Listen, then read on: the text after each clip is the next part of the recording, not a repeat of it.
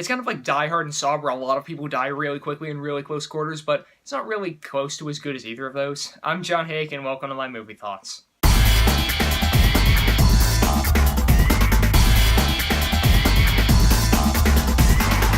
The Belko Experiment. So The Belko Experiment is a new movie. It was brought to us by James Gunn, who also brought us movies like Guardians of the Galaxy, Slither, other great original content. This one's directed by Greg McQueen, though, and I can't say I've seen too much other content from Greg McQueen, but I think he did a solid job directing this movie. It also stars John Gallagher Jr., who you might recognize from The Newsroom, 10 Cloverfield Lane, and Hush. He's a really competent actor, and I was excited to see what was going on in this movie, because I heard about it when it was coming out, and I really was fascinated by it, but I just didn't have much time in my schedule to get around to watching it. But now that it's on Amazon, I got around to renting it, and I wanted to bring my thoughts to you guys, even though it's like, it's 7 months away at this point. Anyway, it's a 2017 movie. Figured I'd review every movie I saw in 2017 for you guys, so here we go. And honestly, I'll just say, the premise of this movie is really genius. I loved it, because one day, John Gallagher Jr. is just sitting in his office, there's 79 other coworkers in the building with him, and then over the loudspeakers, they just hear, "You need to kill 30 of your coworkers in the next 2 hours, otherwise 60 of you will die." And then you're like, huh, that's probably a joke, right? But then you realize, oh wait, when everybody was hired at the company, they had these chips put into the back of their heads, and then the chips start just detonating like they're explosive, so people start dying, and you're like, oh wait, apparently voice over the intercom was right, we need to start killing people, otherwise more people will die.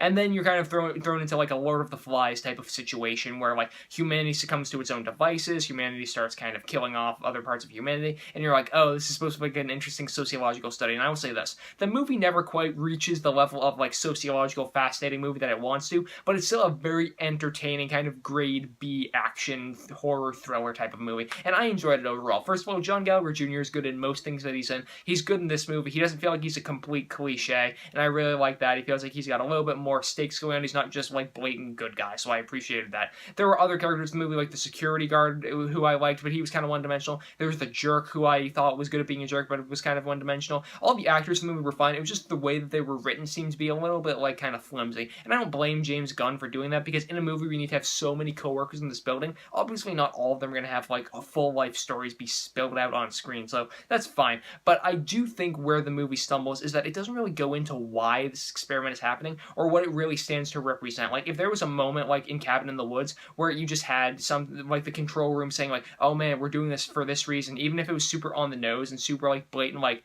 pointing to the audience saying, this is why we're doing this, like, this is the lesson to take away, that would be fine. It would add to the movie. I think it would show a bit more than just, like, people killing each other for kind of, like, entertainment value.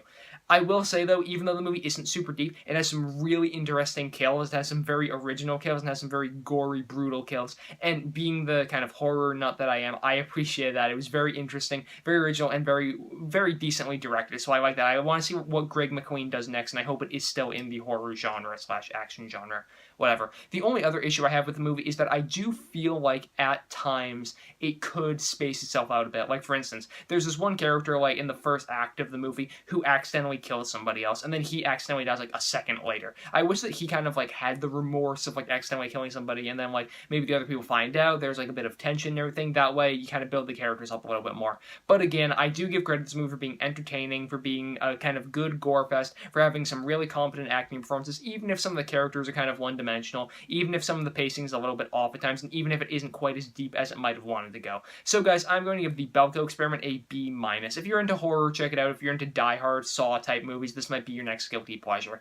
But guys, those are just my thoughts on the Belko Experiment. I know it's a few months old, so hopefully you guys have gotten a chance to check it out. Let me know what you think of it in the comment section down below. You guys can also go over to mymoviethoughts.com, subscribe to this YouTube channel, and follow me on Twitter at JohnMHayeck to keep up to date with everything I'm doing. Links to all three of those are in the description down below. You guys can also like this video, comment on it, share it with some friends. I am John Hayeck, and as always, thank you guys so much for watching.